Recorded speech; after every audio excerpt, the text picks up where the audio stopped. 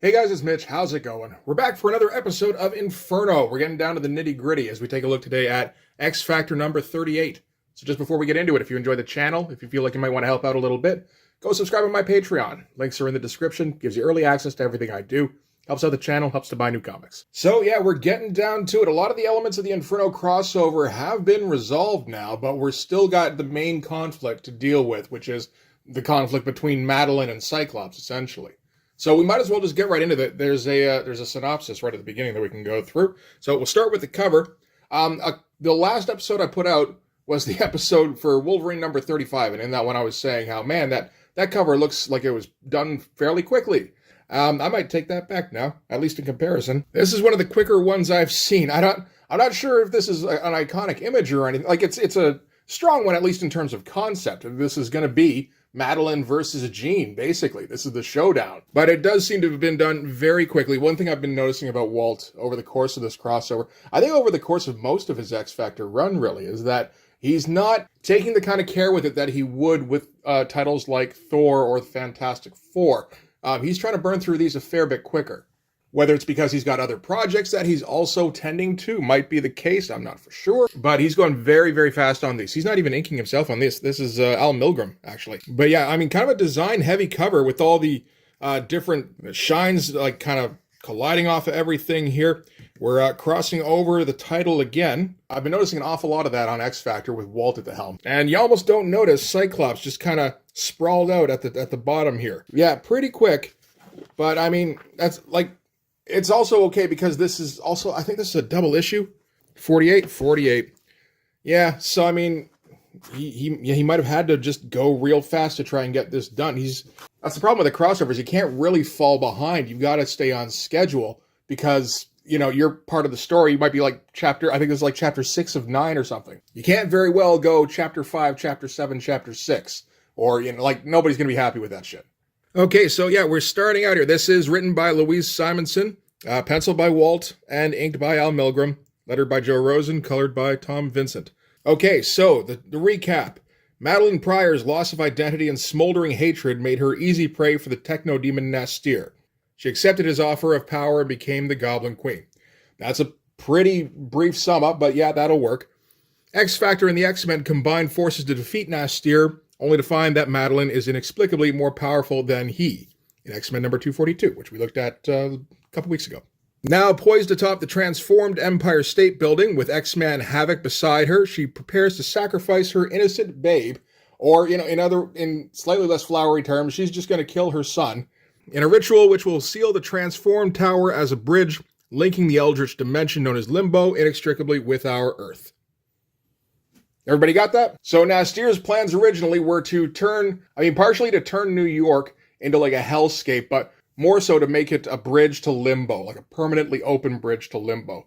And then they would essentially turn Earth into just more Limbo. Last issue of X Factor, Nastir was killed, which I believe did stop at least, like it halted the process of like demonizing New York, but it hasn't reversed it. And as far as everybody knew, that should have been the case. So something is keeping Manhattan in its hell form, and that seems to be Madeline. So we start off, we've got Madeline and Havoc, we've got Jean Grey's parents that have been turned into demons, we've got little baby Cable, and we've got Jean Grey, who's a prisoner of the Goblin Queen.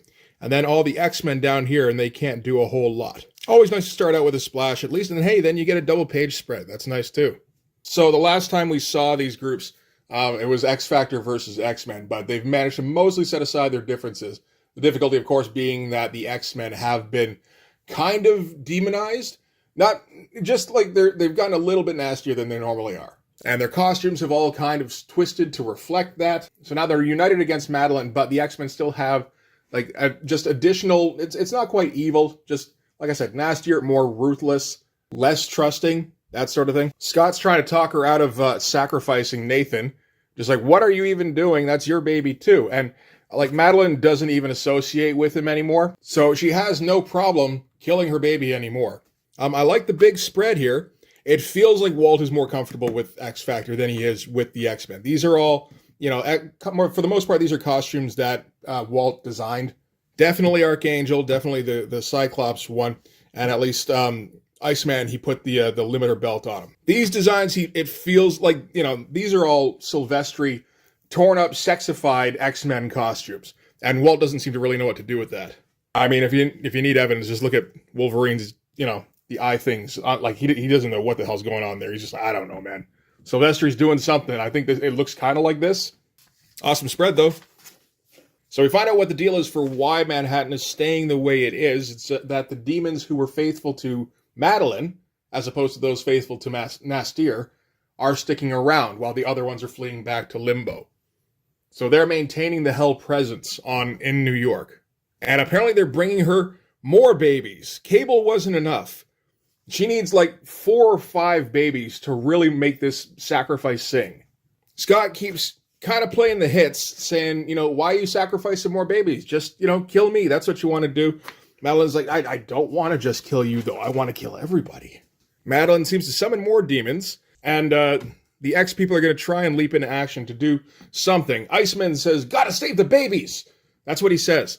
And Longshot's like, gonna save the world, because Longshot has also been kind of twisted where he's just more, I don't know, pompous. And as Iceman takes off, Longshot slips. Apparently in this, his luck is going sour. It'll explain it a little later, but it's something like it's a reflection of his intention, and right now his intentions are just kind of selfish. And again, I have difficulty saying the word evil. Nobody really seems evil in this. They're just like pessimistic or cynical or something like that. So Longshot, slipping on the ice, crashes into Beast. Beast crashes into Rogue, and it kind of starts a little bit of a punch-up again, which sets off Angel's wings. I guess he doesn't really have much control over them at this point. He's only been Archangel for, I don't even think it's been a year so far. So yeah, I could see that as being like he doesn't have control of the wings yet. They start kind of firing off in all directions. They tag Wolverine. Wolverine doesn't particularly care. His healing factor's used to it. But it pisses him off enough that he brings up the Mutant Hunter thing again, which was addressed in the last issue of Uncanny. X-Factor, of course, have the reputation of being mutant hunters, which they've used to hunt down mutants so that they can, you know, railroad them out of harm's way. But that isn't the story that's gotten out. So that's another excuse for them to fight. You know, so as Archangel goes towards the Wolverine, Cyclops takes him out with an optic blast, and Storm comes in and she's going to defend her X-Men. And Storm's been fairly reasonable up until now. Her whole problem is that she doesn't seem to have much in the way of mercy, but for the most part, she's been rather reluctant to get to the thick of things. It's like she has sort of mixed motivations. And we do get Cyclops versus Storm again, and they point out that this happened before, back in X-Men number 201. Madeline's kind of telling Jean about it, because, I mean, we got to have them saying something to each other for sure. And she tells what her experience was at the time, where she would, you know, it felt like a dream, like she actually won. And now she's saying how she may have influenced the events, that was when her powers first started blooming. It's like, oh, really? We're retconning that far, eh? Okay. So the crux of the argument Storm has with Cyclops is that they've seen news broadcasts with X-Factor being promoted as these mutant hunters, and they've never seen anything against that. Part of that was Cameron Hodge, apparently, where he kind of tailored their outgoing message. Part of it, though, seems to be the tapes that they've been seeing. And Scott's like, who was preparing these tapes for you? And it turns out that was Madeline. So now we're saying that Madeline was manipulating the flow of information. I suppose I can see that, but there's never been any real indication of that in the comics, and I feel like there should have been.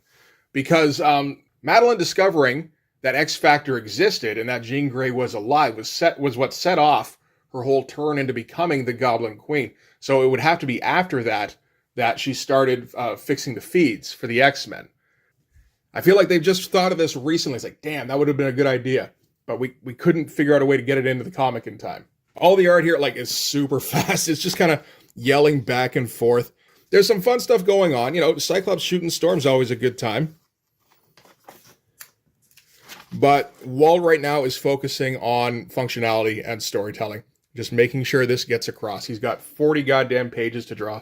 The X-Men who can fly, or who can get close, keep kind of trying to take their shots at Madeline, and she keeps either deflecting them, or she orders Jean's demonized father to take the hit for her. She offers Dazzler and Longshot the the chance to get the starring role, which basically just means giving them a spotlight, and now they're totally against the X-Men. Again, corrupted versions of themselves. At this point, all they want is a light on them, and that's enough for them to completely turn on their friends. Including Longshot attacking Angel. I guess he's really still Angel at this point. Well, actually, Madeline calls him Angel of Death. They haven't come up with the Archangel name yet. That's actually going to be at the end of the issue. But yeah, between Longshot and Dazzler, they take Angel out. And yeah, he falls at Madeline's feet, and she tries to seduce him to the dark side. And it kind of works. He gets, like more demonized and everything. And she's just kind of ranting at this point. She's just monologuing. Like, all that I am has turned to hate, and the dagger that I have raised will rip open heaven's heart. We've got to fill these pages. And the part of the problem, I guess, is that it completely dehumanizes Madeline, because she's not even the same person anymore. She's a full-blown supervillain, and I don't know, that bugs me a little bit, because I always liked Madeline. So, particularly with these implications, and they're not even implications. Later on in the issue, they're going to say outright that Madeline is basically like a blurry photocopy of Jean. She's like Jean, only with pieces missing. It's like, bullshit. Madeline's like Jean, only with a personality. The X-Men keep turning against each other, Havoc in particular, because Havoc's been seduced by Madeline completely. He's not even, there's not even any kind of reserve in him. He's just absolutely just for her. Angel's trying to fight against his darker impulses, turning into straight up My Pet Monster. And he manages to fly in between Madeline and Jean, which severs the, I guess, telekinetic bonds that Madeline has Jean in. Doesn't make a ton of sense. That's okay. And somehow that kind of short circuits whatever was going on in Wolverine's head to make him more feral and more demonic, where now he's back to himself. Some good looking stuff. We're getting a fair bit of action in this thing. And I always I'm enjoying seeing Walt drawing Havoc. I feel like Havoc's blast is tailored for Walt. It's a bunch of circles. Walt loves that shit. Dazzler and Longshot keep going after X-Men. The problem is that Dazzler and Longshot are the least impressive X-Men. There's a reason you didn't have the spotlight up until now. And Storm and Rogue kind of make pretty quick work of them. Havoc has been sent against Cyclops. And, they're going to try and have a little bit of a showdown, but the problem is that their blasts don't actually affect each other. So instead, they're going to just slug it out. And Havoc basically calls out Cyclops for everything that Cyclops did. That was wrong, which is quite a bit. He straight up says, she was never your wife, not in your heart. She was a reasonable facsimile of Jean, which I think I said earlier. So back on top of the altar, Jean Grey is now free, where she can face down with Madeline. Madeline grabs Nathan and goes, is Goblin Queen gonna have to throw a baby? So with the showdown happening now, Madeline creates this force bubble that she and Jean can fight in. We get a nice big panel here with all sorts of X-Men. Everything's kind of pointing towards the conflict between Jean and Madeline. That's pretty great. I think one of the things that bugs me in this is just how happy Madeline looks all the time. She's all smiley and everything. At the beginning here, looking like fucking Audrey Hepburn or something.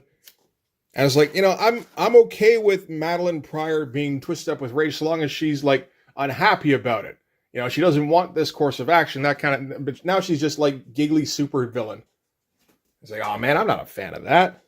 And now is the point where we're going to get the reveal that Madeline is, we all know, but Madeline is going to explain to Jean that she is a clone of her.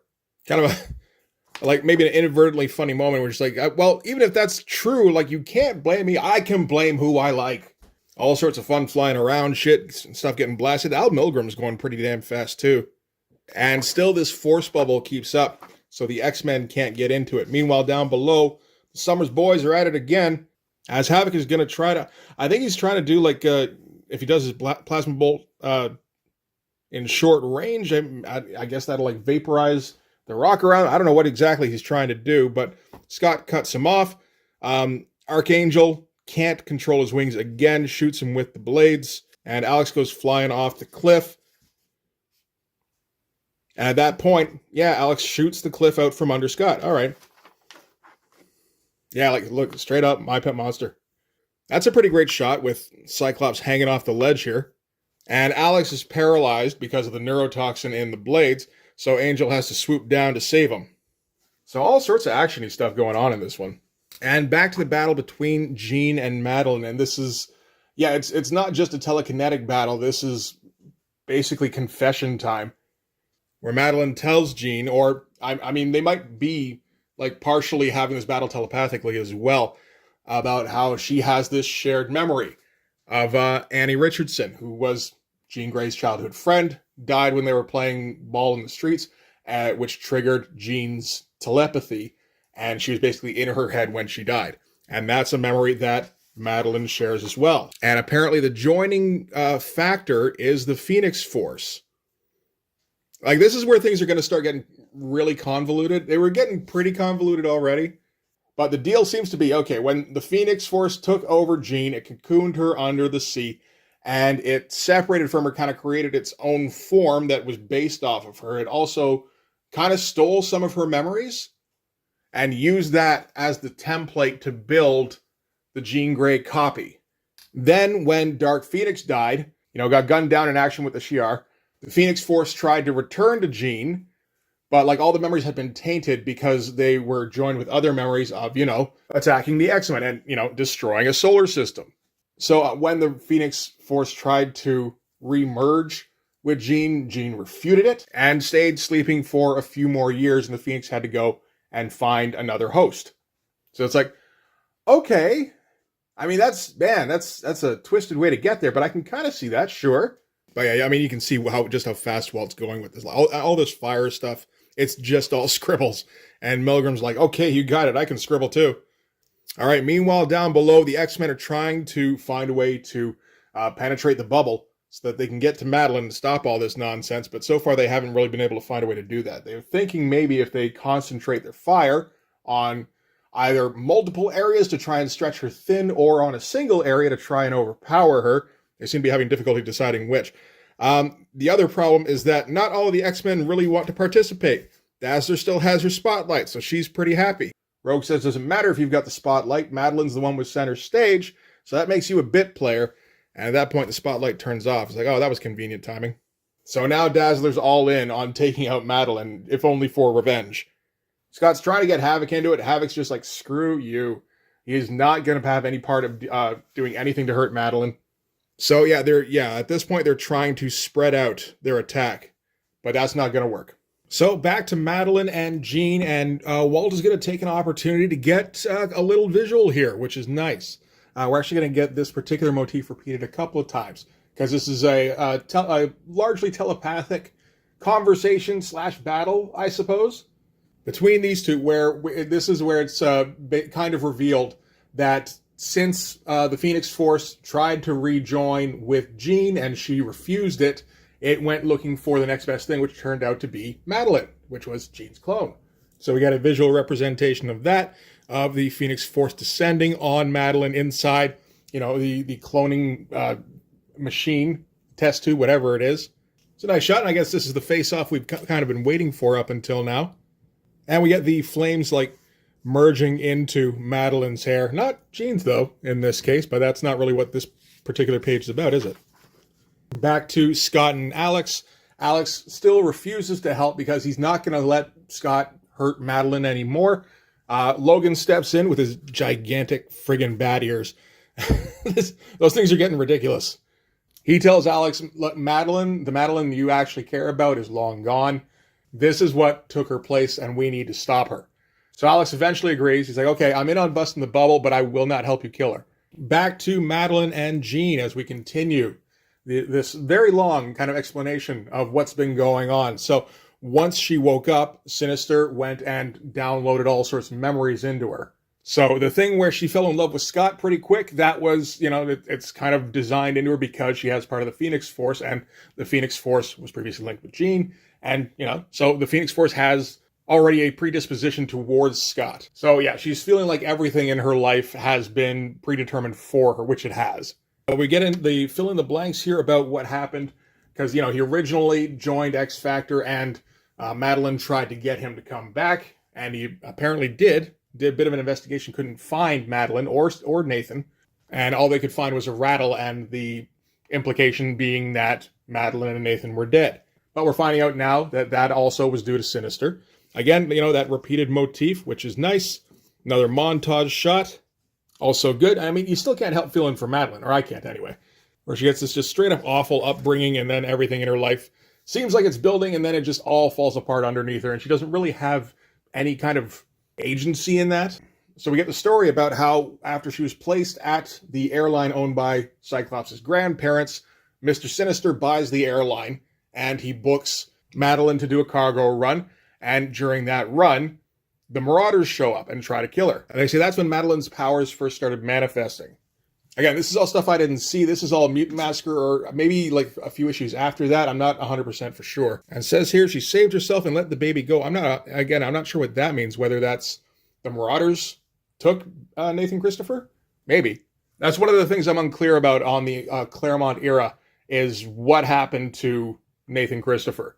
I know it happened somewhere in between issues 201 and 225 because I covered both of those, but I didn't touch on anything in between. Mostly because most of the best issues in there are a little bit pricey. But anyway, after the attack by the Marauders, the X-Men found Madeline. I guess they didn't find Nathan Christopher, and she joined back up with them.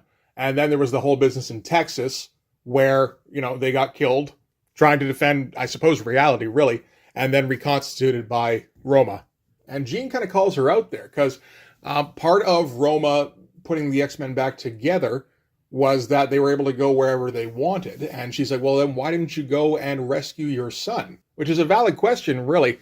And she says, well, what did the baby mean to me? And said, well, at that point, you still thought he was, you still thought you were a real person. So maybe that's a little bit of a loophole in the Uncanny run that I wasn't previously aware of. Okay, back to the X-Men still trying to pierce the bubble that Madeline's erected around her and Jean. Psylocke approaches Longshot, who's kind of beside himself, because his luck has left him, and I mean, without his luck, he feels like he isn't much of anything. Psylocke kind of reaches out, establishes a telepathic rapport, and kind of gets him to, just have faith in himself for a second. So he's able to do like one swing and determine where the weak point in the bubble is. And that's when all of the X-Men are going to focus on that one spot. And Walt gets to do the Havoc Blast, so break out your circle template. That's fun stuff. I got to do a character who does that kind of thing. Just circle blasts all over the place. All right, one more back and forth between Jean and Madeline. Madeline's starting to lose control of the bubble, so she's having to bear down more. And here she confirms that, yeah, she found news reports about X Factor and deleted anything that said that they were anything other than mutant hunters. I haven't seen anything in Uncanny relating to X Factor since they got in the Outback. It could have happened in one of the issues I missed, but there weren't too many of those, I don't think. And then she finishes with a quick recap on what's been going on in Inferno, really, where, the whole business with Nastir, everything with the demons. She says Nastir lit the fuse on the bomb. And which Jean reacts to pretty fervently, saying, no, it doesn't have to be like that, which I don't think I caught on the first read, but given how Madeline is going to turn this, she's basically saying that she has to end things.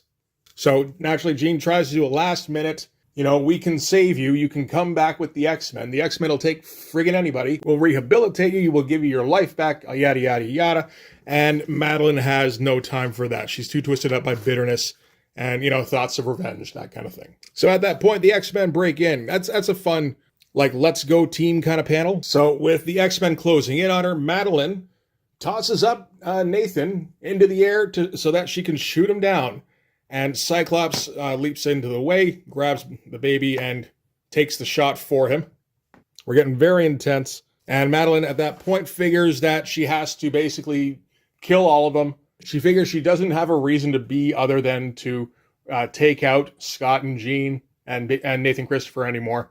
So she's just going to basically let loose all of the energy she has, I believe, and basically try to take out all of the X-Men. Storm starts shouting out commands. Jean uses her telekinesis. Iceman throws up a shield. Colossus and Rogue protect everybody they can. And Storm tries to use gale force winds to herd the debris. But, that's an awesome splash page. Huge. That's a dope explosion. And again, we haven't gotten a ton of splash pages throughout, so it has a bit more impact. It's nice. Anytime Walt gets a chance to do these, energy emissions, it's always good stuff. He has his own particular style about it. So really all Madeline was able to do was kill herself there. And as a last kind of vindictive impulse, since they're kind of joined telepathically by the Phoenix Force, she's going to try and drag Jean into death with her. And it doesn't really work. It just, she just kind of goes, and which just leaves the Phoenix Force, which reunites with Jean at that point, as long as she's willing to accept it, So that's what she does. Marvel Girl is whole again, maybe for the first time since her revival. Very cool shot. Marvel Girl is very rarely impressive, so it's nice when you actually get a shot where she comes across that way. And with the death of Madeline and the Phoenix kind of being relocated, that's enough to undo all the damage that Inferno did, basically. So all of the changes to the city all disappear, all the changes to the people, they all revert back to their original forms. No more demon mailboxes or fire hydrants. Once again, the streets of New York are safe to walk. And a nice choice with the panel underneath here to have all the borders go towards the central figure here of Marvel Girl. That's a nice idea. And we get kind of a quiet moment here with Scott mourning. Like, he's got his baby at least, and he still has Jean, but he did at least think he was in love with Madeline for a little while. He flat out says here, I married her because she reminded me of you. I didn't think that was the case, but it turns out that was pretty much what it was. And he says, the more I knew her for herself, the more I could tell it wasn't you at all. The essential things that make you really you were gone, missing, never there at all, except in my yearning and memory, which, again, rubs me the wrong way as somebody who likes the character of Madeline. So now the taint of Inferno is gone, although, the costumes still all stay the same. All the X-Men get their demonic versions still. Jean gets reunited with her parents, who are back to being normal.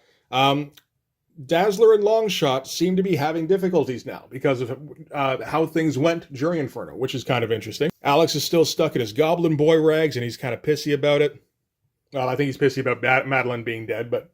And here at the end, they bring up how Madeline called Angel Dark Angel, and they're like, no, we should be calling you Archangel from now on. Okay, so that's been established.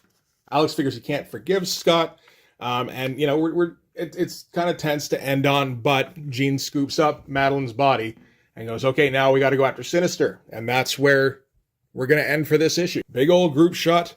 Everybody's raring to go. Pretty good stuff. So that's it for X Factor number 38.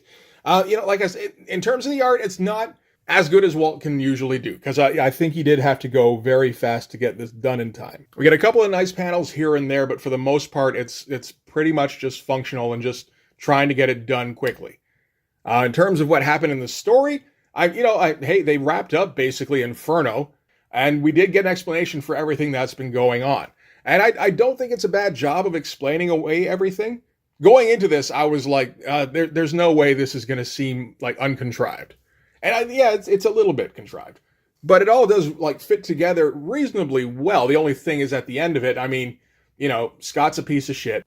Turns out Madeline had no real choice about anything in her life, and everything she ever wanted, she got for a moment, and then it all went away. But hey, I guess Jean's back, so maybe that's a good thing. For me personally, it's a little bit unsatisfying, because, as I've said before, the From the Ashes trade paperback, that was my first X-Men story. So the introduction of Madeline prior, and all that business with the Morlocks, and Dark Phoenix supposedly returning, all that stuff. That was my first X-Men stuff. I still think X-Men 170 is my favorite Uncanny X-Men comic, which has the awesome knife fight between Callisto and Storm, but, does start off with the romance between Madeline and Scott, which I always liked. I thought it was very charming and just, good dialogue and a fun character. So it just strikes me as a shame that this character couldn't, have something resembling a happier ending. Call me a sap, I guess. So we still got a couple issues of Inferno left. I guess we got to go and take care of Mr. Sinister. So we'll touch on those. But for this one anyway, that's going to do it. Thanks very much for watching. If you like this video, please hit like, hit subscribe, hit the notifications so you know when the next one's coming out.